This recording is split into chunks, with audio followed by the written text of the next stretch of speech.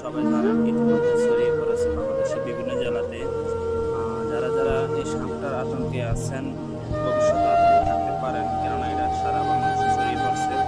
এখনই উচিত এগুলো এই বিষধর সাপটাকে বাংলাদেশ থেকে বিলুপ্ত করার। তাই বাংলাদেশের বিভিন্ন পশু হসপিটালে এখন থেকে দরকার এগুলোকে কীটনাশক এগুলোকে বন্ধ করতে হলে সরকারিভাবে কিছু পদক্ষেপ নেওয়া দরকার, কেননা এগুলো অনেক ভয়ঙ্কর।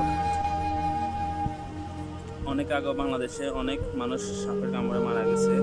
এখন বর্তমানে বাংলাদেশের বিভিন্ন জেলায় যেহেতু প্রতিদিন কোনো না কোনো জায়গা পাওয়া যাচ্ছে এবং এগুলো কমপক্ষে 70 থেকে 80টার মতো বাচ্চা দিয়ে থাকে।